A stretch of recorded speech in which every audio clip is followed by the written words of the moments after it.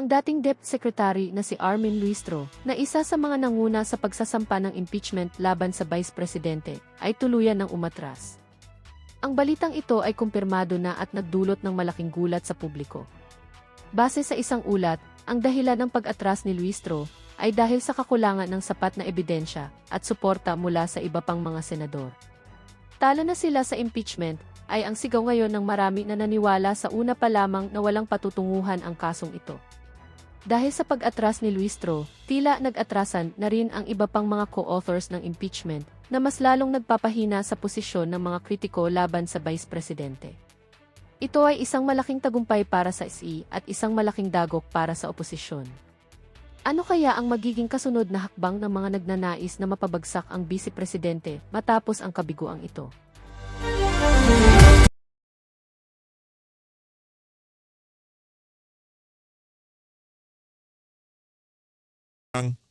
Mapapanalo itong si Martin Romualdez sa 2028. Ngayon ho, sa tingin natin, ito na lang ang mga dahilan ng ibang mga congressman dyan kung bakit gusto nilang i-impeach itong si VP Sara. Dahil sa lahat ng magiging kandidato, hindi pa ho natin kilala o hindi pa ho natin alam kung sino makakalaban ni VP Sara. Ang ating sigurado dito, tanging si Vice President Sara Duterte lamang ho, ang kayang gibain o sagupain yung mga mastermind doon sa issue ng mga anomalyang flood control project. Tuloy ho muna natin itong kay Senator Rodante Marcoleta bago ho tayo bumabad dito sa naging interview dito kay Manong Chavit Singson dyan sa The Spokes sa Billionaire News Channel. Mamaya na ho yan, tapusin lang ho natin to kasi natenga to kahapon. Maraming naningil sa atin dyan sa comment section bakit daw hindi natin tinapos itong video na to ni Senator Rodante Marcoleta. Gabe? O pwede mong i-reconcile yung dalawa na yan. Nako. Tingnan mo, paglapitin mo. Oo. IRR yan eh. Opo. Pag binasa mo ang EPIRA, yung kanyang intention, yung pinaka-intent, iyan yung ibig sabihin. Ayun. Mabuti po, nasabi nyo kanya, birahin ko na po. Sige ka ako, pagka may nagdala sa iyo sa korte, sasamahan kita. Yan. Yun ang problema. Sasamahan kita, sabi ko. Kasi ang pagkakaalam ko dyan, may kaugnayan din yan eh. Kung yan na nakapagbibigay lang sa iyo kako ng pagkaatubili, na ibahin mo, i-expand mo, gawin mo 500, hindi 100. Ayun. Kaya O sige po kanya, total kayo nagsabi. O yan. Kaya pala marami na di-discourage doon sa net metering. Yung iba po, ayaw daw talagang tanggapin ng Meralco. Actually, ang Nako. tawag net metering. Pero Opo. pagka inanalyze mo, Opo. ang hindi net metering ang epekto net billing. Net Net billing, May yan, nakukuha yan, dun yan. sa ano mo ito Ayusin natin yan, Sen. Kasi malaking issue yan di ba? Gusto mo magpalagay na solar panel, ang mangyayari, parang dinidiscourage ka Di ba? Kahit na meron ka sumobra, kahit ano pang sumobra mo dyan, i-charge lang yun sa mga susunod na mga ano mo. Paano kung ang laki ng output mo, di ba? Bakit hindi na lang bilhin yan ng mga power distribution company kagaya ng Meralco? Sa bagay, mga kamag-anak pala nga nila pala yung mga generator. Kaya, ang mga mapuproduce mong kuryente, yun lamang ay ilalaban dun sa magiging bill mo sa susunod na buwan. Di ba? Ganun lang naman. Ito yung nakuha mo, ito yung ginano mo. Oho. Sabi ko, tingnan mo na net metering. Ba't mo sinasama to? Parang meron ding nadi-discourage. Kasi parang may nababawasan din Ayun. doon sa na-export niya. Oho. Sabi ko, ayusin mo to. Pagtulungan natin. Ako palaging ganun Hindi lang yun. Mas maigi siguro, Sen, na yung tipong pwede mong i-cash out. Di ba? Yung mapuproduce mong kuryente. Yung hindi lang basta-basta mababawas doon sa yung tao ng buwa ng konsumo, di ba? Kasi hindi ko yun binabalik bilang pera Binabalik yun doon sa mga makukonsumo mo sa mga susunod na panahon. Mas mainam mo siguro. Kasi maraming mai-encourage nun Anak ng toko, nasa bahay lang ako. Palagay ako ng napakaraming solar panel. Yung sobrang mapuproduce kong kuryente, pwede palang bilhin ng Meralco. Ano kung mangyayari nun? Anak ng toko, lilipad ho ang supply sigurado. Pag lumipad ang supply, ano mangyayari? Doon na ho bababa ang presyo. Hindi ko alam kung posible mangyari yun kasi di naman ho tayo eksperto pagdating sa larangan ng enerhiya. Ngayon kung pwedeng gawin yun, ang sigurado ho natin dito mga kababayan, magbebenta yung mga ordinaryong kabahayan, magbebenta ng kanilang mga kuryente sa mga power distribution company, no, kagaya ng Meralco o yung mga co-op sa mga barangay, di ba? Sila na bumili. Kasi yung net metering, wala akong kwenta yun. Kasi marami kong kakilala, di ba, ano sila sa Meralco, kasi sobra-sobra, lalo pag ganito pa, mainit. Minute, oh. Ayaw daw kunin ng Meralco sa Naku! Kasi dapat, kung magkano ikikita nila, ibabawas doon sa billing mo. Dapat bababa na yun, minus kasi, ibabawas mo. Kaya, ang mga nakasolar daw po, malaking bagay na bumababa yung kanilang bill, Yan. buwan-buwan. Pero yun nga po, sa pahirapan daw po para makapasok. Oo nga, pero sa ibabaw ng lahat. Opo.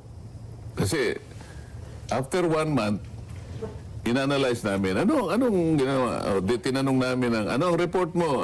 Opo. NEDA. Ano yun? DepDep. Deb, opo. Alam mo, yung report niya pag binasa mo, ikinuwento niya lang kung ano yung ginawa na response ng bawat agency. Aha. Sabi ko, ito ba ang in-expect namin na report mo? Sabi ko, na magkwento ka lang kung ano yung Ginawa. Pinag mo lang. Opo. Tapos sinabi mo na, okay, sinabi na sinuspend daw. Ito bang pag-suspend ng operations ng USM galing sa inyo o hindi? Hindi po. Kinuwento mo lang eh. Kinuwento mo lang ang individual nangyari, responses ng bawat ahensya ng gobyerno.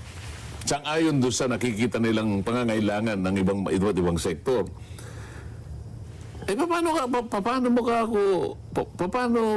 Paano mo pinayagan na yung USM isususpend? Paano ka ako yung nagbebenta sa USM? Oo. Di ngayon, hindi sila makakapagbenta ngayon. Problematic na naman yung gumawa ng solar, gumawa ng kung ano-ano, sinuspend mo yung USM dahil nga may problema. So meron kang ginamot, pero merong uling Meron nagkasakit. naman nagka-problema. Oo. Parang tinapalan mo sa ulo yung may sakit, namaga naman yung likod, o kaya sumakit ang tenga. Yung mga Aray ganito, ko. ano? Aray ko. Dapat kayo kasi ang national architect ng economy. Dapat kayo nakatingin. Halimbawa ka, yung Semirara. Ayan, coal. Opo. Bakit ka ako hindi nyo, bakit hindi nyo isang guni? Bakit hindi nyo ikonsulta? Yan, oh. O kaya Bakit nga ba? i-suggest, Yan. i-recommenda. Opo. Na huwag na i-export yan. Sa panahon ito na kailangan natin ng panggatong. Wala na nga, net importer nga tayo ng petrolyo. Meron tayong panggatong na napoproduce sa Semirara. May coal tayo eh. Ibinebenta natin. Pwede naman natin tayo na muna ang... Hindi nyo ba pwedeng sabihin na, moratorium, dito muna natin gamitin. Saan naman kayo nakakita? Wala na nga tayong pagkain. Okay? Ang pagkain na lang natin Dilis. Aray ko. ulitin mo. Ito na nga lang. Sarap yan, ha? Export mo pa. Baka kala ko yung sarap ng dilis na yan, no? Ano mo yan, yung ginisang kamatis, masarap yung dilis Kalahati, na yan. export mo pa. Huwag naman ganun. Sa Wala na makuleta nga. lang yan eh. Alam mo, maaaring nagkukulang na tayo sa paghahalimbawa, pero hindi na natin malam paano natin ipaghahalimbawa, maintindihan lang nila ang kalagayan ng bansa natin. Mukhang payag naman po sa ginawang konsulhisan doon sa proposal. Kasi ang katwiran naman ng DOE noon, sir, kasi po kaya natin na-export. Mababa po kasi yung calorific value. Alam mo nga ako, Oho. miski ka ako yung batang malit, hindi maniniwala sa iyo. Ganun po ba? Oho. Kung mababa ang calorific value ng coal natin, ba't na ibebenta natin sa inyo? Bakit binibili sa Ibig abroad? mong sabihin ka ako, Oo, yung nga po. bumibili, Oo. ha? Mas maunlad tayo kaysa sa kanila. Pag hinahanap nila, low calorific. Maunlad sila kaysa sa atin. Oo. Pero binibili nila. Oho. May kausap nga ako dito eh. Hindi siya nagbibiro. Sen, sabihin mo lang sa kanila na ibenta nila rito. Kaya kong bilhin lahat ang kanilang may puproduce. Ayun, ganun pala. Hindi siya nakin po eh. Oho. Sabi ko, Deb, ba't hindi mo na-recommenda? Walang makasagot eh. Gusto na nga namin, umalis na ako doon sa meeting na yun. sa bawat tanungin ko, Wala kayo makuha. wala akong makuha ang katanggap-tanggap na sagot. Para sana malaman natin kung saan tayo papunta. Kaya pala gusto nila, sana sumakit ang tiyan para Ay, dagdag ko lang, Sen. Aray mo. Kasi sa ibang bansa, nabasa ko, lahat ng mga minerals na importante, lalo na yung ginagamit sa EV vehicles, Ayan, electric hindi vehicles, na ito. nila ibinebenta sa labas. Nako. Talagang sila, kasi nakita nila nagkakaubusan. Pati nga yung mga chips eh. Oo. Di ba? Yun po. Sa atin, napakarami natin eh. Yung mga minerals. Nickel, ore, kung ano-ano pa man. Dapat Eh tayo, ginto nga, bininta natin. Ayun lang. Ayun po. Ang bira talaga to. Babalik tayo sa ginto. Segue na Alam mo, naman. kung ikaw ay accountant, yung balance sheet mo, ha? Yung asset mo, pandagdag mo doon eh. Ay, Alam mo, maganda talaga yung balance sheet mo. Pambalanse mo yun eh. Ginto yun eh. Totoo naman. Alam mo, kung bebenta ka lang doon, una, kung kinakailangan. Kung kailangan talaga. Pero hindi mo ibebenta lahat. Opo naman. Ang binenta mo halos 30 tonelada eh. Oo. Alam mo, Singapore, nakita ko yan. Alam mo, Yung siguro reserves nila. 1.2 Oo. metric tons. Singapore na to, ha? Oo. Hindi siya nagbebenta basta. Bumibili talaga siya. Ang Japan. Ganun din. Bili. no? Kasi kailangan talaga ng gold reserves. Ang problema nga nito, Oo, Sen, pero tatanungin mo, saan napunta yung pinagbilan? Nako po. Saan naka-account yun? Nako at po. saka hindi malaman kung sino bumili, Sen eh. Palagay mo na may bumili. Aray ko, alam nila kung sino bumili ng mga ginto. At yung bumili ng mga ginto, paldo ho sila ngayong mga panahon na to. Mantakin nyo, hindi naman pwede, hindi naman, anong tawag dito, DBM ba nun siya? Hindi, ano siya? Basta mataas ang pwesto ni Recto nun. Di ba, alam mo ang trajectory ng ginto pataas. Meron kayong mga eksperto, mga nag-aaral, mga biyasa pagdating sa market ng precious metal na yan. Alam nyo na pataas ang trajectory. Anak ng tao, binenta ho nilang ginto. Ang tanong, sino bumili? Yun ang dapat sagutin nitong administrasyon na to. Baka sila lang din naman ho kasi bumili. Nabili nila ng mura, kaya kahit na alam na palugi, talagang binenta pa rin nila. Ganyan ho sila kawalang ya dito sa administrasyon. Tinatanong ko na, nasaan yung Saan yung pinagbilhan? pinagbilhan? Kasi pabayaan mo na muna kung sinong bumili. Naibenta na eh. Naibenta na, correct. Kaya Ang tinatanong, kinukwenta ko. kaya tinatanong ni Jensen, kasi nakapagtataka na nung ibinenta, ang baba ng presyo. After 6 months, Biglang nag-triple. tumalo. Nakwenta nila eh. Oho. Mabuti. Ay, nako. Anyway, hihigop lang ako. Nagpapa...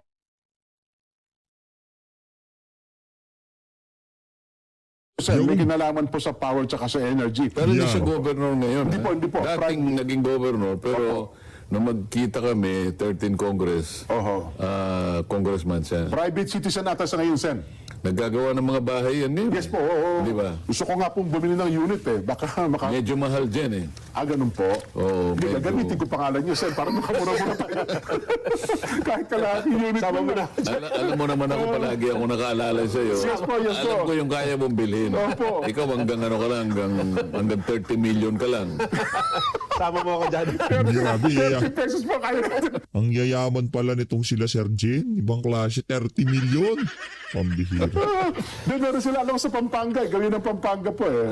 andyan. Po. Siyang, Opo. Sama ako dyan. Ha? Dr. G, bayaan niyo po, pag may pagkakataon at malaman din natin yung inyong proposal. Kasi ngayon, sabi niyo nga, kung nagkakatulungan sa problema ng energy tsaka itong power, mayroon mo talagang lulutang na pwedeng solusyon Di po ba? ang dapat kasi dyan, lahat magtulong-tulong. Yan, opo. Walang puwang dyan ang pag-aaway-away. Isang tabi muna natin yan. Yung awayan sa politika, yes. Kasi ang pinaka-importante, iahon natin ang ating bansa sa kanyang pagkakasadlak, sa kanyang kalagayan ngayon. So lahat ng energy natin, lahat ng resources natin, Yan. dapat doon muna natin ituon. Ito, Yes po. yan. Ito ang tinatawag nating patriotism. Kailangan ang bansa ang ibangon natin. Pagkatapos balikan natin kung ano man yung mga dapat na balikan. At sa aking palagay, maiintindihan ng taong bayan ang bawat aksyon na gagawin kapag ka ganon. Pero hindi sa ganung kalagayan, hindi sa ganitong kalagayan na nag-a-advocate tayo, lahat ay dapat tumulong. isang tabi ang pag-aawayan, isang tabi kung ano man yan. Ang ipagpauna natin, yung pangkalahatang kagalingan. Bansa na taong bayan ang pinag-uusapan natin dito, Jen. Correct. Yun lang ang aking masasabi dyan. Doon tayo makakakita ng pag-asa sa inyo, no? Kaya, Alam ko, yun din ang damdamin ng tao. Kasi maniwala ka sa akin, sa dami na nagte-text sa akin. Wala naman akong maisagot talaga sa pangkaraniwan nilang katanungan. kaya yung impeachment, doon kasi nagkakahati-hati, nag-aaway-aaway tayo sa politika. Ipaliwanag mo yun dyan. Dahil sa Baka akala politika. nila nag-advocate tayo, huwag nyo nang ituloy yan. Wala Hindi po, tayong hindi, sinasabing tuloy ganyan. niyo po, Wala tayong sinasabing ganyan. Ang sinasabi lang natin, ang taong bayan baka magpasya Opo. na ang aksyon nyo ngayon ay sasalaminin niya. Dahil pinagpaunan ninyo to, nasa sa inyo yan, pero parang kami ay naitsapuera rito. Yeah. Tama naman. Yes po. Marami. Ang bottom line dito, marami tayong problema. Ngayon, kung gusto yung impeachment, wala naman problema kung di ba, kung may bilang, impeach yung si BP Sara. Kung wala, balita ko, nag-aatrasa yung mga co-authors. Sayang oras. Nag-aatrasa sila. Pagdating sa Senado, 14 lang. Kulang ng 2. O sinong liligawan nila dun sa 2?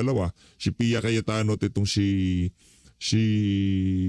Camille Villar. Nako, tingnan nun natin ang mga susunod na kabanata.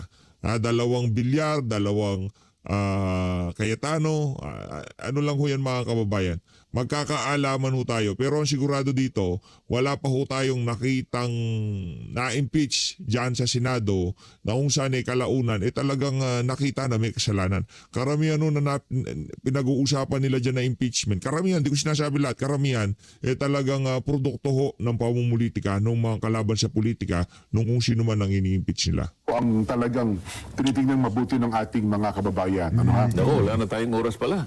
Meron Wala na po, ba? mga Ang bilis 15 ng minutes panahon ngayon, ano? 15 minutes pa.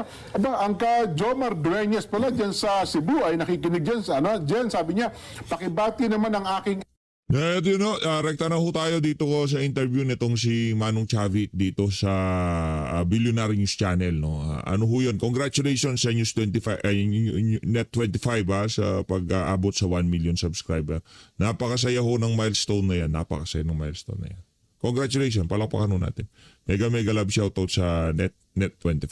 Yan. Congratulations. Dito ho tayo kay Manong Chavit ho tayo. Game! Guest po sa spokes. Hindi nyo lang kasi kami favorite eh. Namimili kayo ng host eh. Papasalamat din ako pag-imbita nyo sa akin. Papasalamat ako. Salamat po. Nagsasabi kayo totoo rito. So, Ay, salamat po. Salamat po. Manong kumusta po si Charles? Magkaklase po yung anak namin eh. Ay, ganun. Yes. Kumusta po si Charles? konsyal na. Konsel na ako ngayon? Okay. Mabuti naman ho. para matuto. Gusto rin niyang public service. Oo, tumutulong para matuto. Pero hindi naman, negosyo, tinuturo ko sa kanila lahat. Bahala na sino mapunta sa politics. Sir, sabi ni Senator Ping Lacson, magte-testify daw kayo sa susunod na hearing ng Blue Ribbon. Magdadala, may bagong ebidensya po ba kayong dala o mag-komentaryo dun sa existing na ebidensya? Nalibot ko na ang buong Pilipinas. Yung sinasabi ni Presidente na flood control, 5,000, I built 5,500 flood control. Wala. Wala kayong makita. So, sumulat ako, gusto ko tumestigo ako. Oo, sabi niya, April 14. But April 7, punta ka, submit mo yung affidavit mo. Nagpunta ako doon, umaga nandun ako. Papunta na ako, may tawag na sa bahay na kaninang umaga pa dumating yung notice na postpone. Tapos sinabi na wala akong affidavit. Sabi sa akin 7 before 5, nandun ako. Paano ko sasabihin ng umaga walang tao ron? Oh. Wala sila doon. Hapon ang nila, Ang session na po. session nila. So, pero ang sabi nga nila, wala ka daw affidavit? Pero nakahanda. Aha. Nakahanda. Nandun ako mismo. Tabi lang yung Senate. So, anong tingin ninyo? Bakit hindi tinuloy? Yun nga ang masama sa gobyerno natin eh. Lahat yung nakakaalam sa flood control, pinipigilan nila, pinagtatakpan. Yung mga nagsasalita, sila inimbisiga, Opo. kinukulong pa. Oo nga. yung mga tinuturo, like now, nagsalita na si Speaker, Martin. Sinabi na niya lahat. Involve ang executive. Yeah. Hindi lang niya tinuro. Pero alam na natin lahat yan. Involve ang executive. Sino ang executive? President Marcos. Yes. From the very beginning, sabi ko na mastermind, dalawa. Si Martin and Marcos. So recruit nila Saldico to do the dirty job. Yes. And then, nung nagbakasyon, ayaw nang pabalikin, gusto ibintang lahat sa kanya, nakahalata. So nagsalita, no? In 7 days, may kaso na, may warrant pa rin. Ngayon nagsalita si Martin, bakit wala na? Eh sinasabi nila, kasuhan nila si Speaker Martin Romualdez. Wala naman nangyari yan. Nung nagsalita, Tiklop nagsabi sila. ng totoo, nawala na. Question lang mo, Manong Chavit. Si Saldico kasi nag-release ng mga videos di ba? With allegations. Ano sa tingin nyo yung mga sinabi po ni Congressman ko at yun na ba lahat yung kailangan niyang sabihin? O may Oo. tinatago pa siya? Hindi, meron. Siya pinagawa eh. Okay. Paano niya magagawa yan kung siya lang? Yeah. Ang Committee on Appropriation is the most important in Congress. Sino mag-appoint? Buboto. Si Speaker. Saan ang blessing? Marcos. Siya ang presidente. So magkakasama yan. Nung binintakan sa 2024 SONA, I built 5,500 flood control. Wala. Dumating yung 25, nagkabaha lahat. Binintang sa climate change at sa mga tao kasi di ba magtapon ng basura, kaya yun ang nagbara. Hindi ba? Binintang ng Sa lahat tao. ng 5,500. Pero totoo, walang project. So, ghost Nagtanong lahat ako sa yun? lahat ng mayors. Because I'm still the emeritus president of the Mayors League. Okay. Nung sinamahan ko siya ng kampanya. Tinanong ko lahat, walang project. Manong Chavit, ito nabasa ko lang na report to na si Yusek Cabral, who passed away, pinapa-geotag niya yung mga allegedly or Projects, supposedly flood control projects, and it's more than 5,000. Kasi it's also an agency of government na tinap nila eh. Kasi they would want to match the flood control projects with, you know, the climate change factor. That's why I don't believe na pakabatay yun eh. Dahil takot sa height. May tumatawag sa kanya na pupunta ron. So bubalik. May nagtulak sa kanya ron. May tumulak. Takot siya. Bakit siya pupunta ron? Of all places. So I don't believe na nagpakamatay yun. So, Tinulak. ano sa tingin niyo po ang mangyayari dito sa investigasyon sa flood control? Simple lang. Kasi lalo po sa Senado, because Congress is not investigating it. Ulo. Kung hindi Wala pang po sakpan sa Senado, tapos na. Pero nasa kamay ngayon ni Senator Lacson, Ping Lacson. Pagkakilala ko sa kanya, hindi naman nagsisinungaling yung araw. Ewan ko ngayon, bakit pinagtatakpan. Nako. Kung mag-privilege speech siya, sabi niya mag-privilege speech ito, pagtatakpan niya si Bobo Marcos, lalong, wala naman naniniwala sa kanya, lalong mapapasama siya. Kung sabihin niya ang totoo, which I don't think na hindi niya alam ang nangyayari. Kung magsabi lang ang totoo, tapos na. Nagsabi po kasi si Senator Lacson na pag dumating si Congressman ko sa Pilipinas, pagkaharap-harapin niya sila sa Senado kasama yung 18 Marines. Bakit bakit pa yun ay nandito na yung mga testigo? Yung mga Marines nandito Mga na po. Marines ang dapat ako, ano ko doon, they are the modern heroes. Matapang silang lumabas. Marami pang lalabas. Tinatakot nila, ayaw imbestigan. Isa-isa pang inimbestigan ngayon. Karakter Yes, nila, hindi rin maganda. Baliktad eh. Dapat, like si Speaker Martin, Board of Executive, ba't hindi nila, nagpangalan pa ng mga tao, hindi nila inimbestiga, tahimik na sila. Correct. Why? Sa tingin ninyo, sir, mapapatawag pa rin kayo sa Senado? I hope so. Kung hindi, kung magtagal, halimbawa, sabihin na, ay, hindi pa kami mag-hearing, alam niyo naman yung mga excuses Ibig sabihin yan. nun, pinagtatakpan na nila katotohanan. May sinabi rin si Senator Ping Lacson that there is an attempt for regime change via military coup. Pero ang sabi po niya, walang military support. Now, I heard your group before, or allegedly na sinasabi niyo that there should be change in this country, but you need the help of the military. Are you involved in any of this? No. Kailangan talaga yon yung mga military, unless na pinagtatakpan nila ang mga mangyayari ngayon, mga nakawan. Nakawan na ito ng Kaban ng Bayan. Si Presidente mismo nagsabi, maya naman kayo, ninanakaw niyo ang Kaban ng Bayan. Involved siya eh.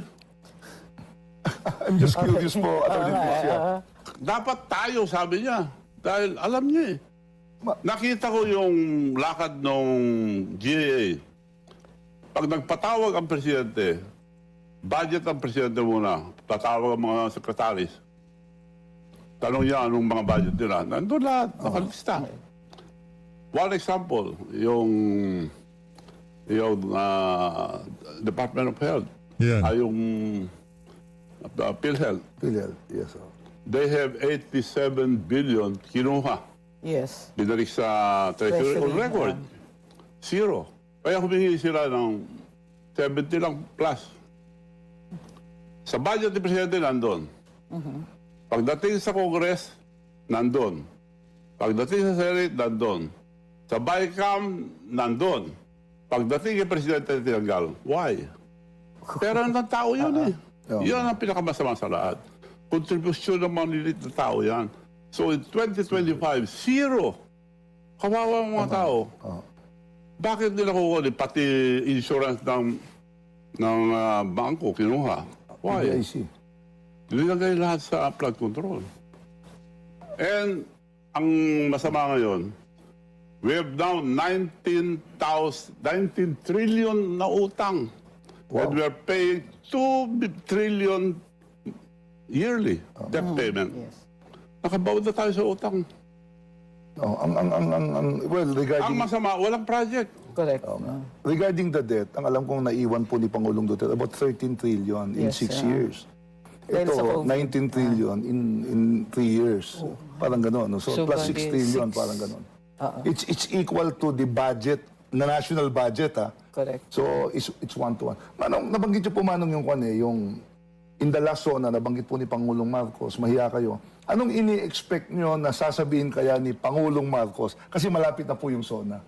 Are there anything new na mababanggit niya regarding flood control and other issues? Well, sa sinabi niya sa 24 and 25, magkaiba. Kaya ako, nagsisinungaling sa Presidente. I built 5,500 flood control project. Wala kami makita. Pinagtanong ko sa mga mayors, governors, councilors, dahil naging presidente rito ko ng Councilors League. Wala sila. Puro ghost project. Bulacan, pinapuntahan ko rin. Nung pinunta niya, ganoon pa rin up to now. Ba't wala nangyayari? Liwanag na. So sa tingin ninyo, anong sasabihin niya sa SONA? Huling-huli na yung kasinungalingan. Drawing pa sila kung anong sasabihin.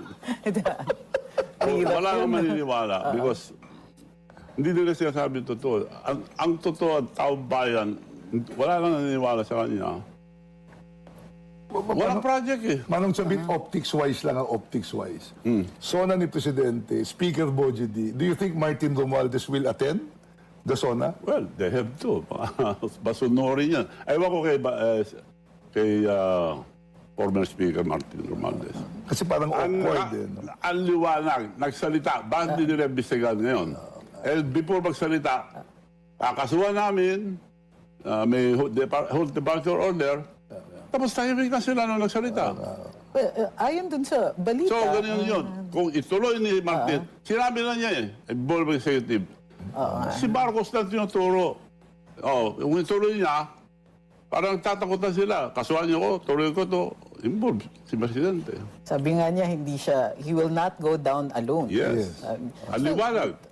Bakit yung mga magagaling ngayon sa Department of Justice, Ombudsman, bakit hindi nila imbestigahan niya?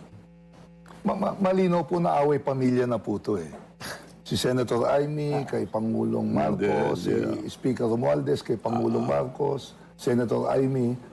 Well, to me, away ng mga greediness yan. They're all greedy. Greediness is always the downfall of everybody. Correct. Yan, naniniwala ho tayo dyan. Yung kasakiman, yan ho ang magiging pagbagsak ng mga imperyo, bansa, o kung ano pa man. Kasakiman ho lahat yan. Kahit simpleng tao, pagka nauna ho talaga kasakiman, yan ho talaga yung nagpapabaksak. Ay, tingnan niyo si Marcos Jr. ngayon. Antakay nyo, pera na ng PhilHealth. Ninenok pa. Nung pinabalik sa kanila, anak ng Petrang Garapata, isiningit sa next budget na sambahin ng Pilipino magbabayad doon sa kapalpakan na ginawa nila. At isipin nyo na lang mga kababayan, sila ang gumawa ng kapalpakan, sambahin ng Pilipino magbabayad. Diba? Hindi yung nila binalik yung pera. Ang ginawa nila, ika nga, chop.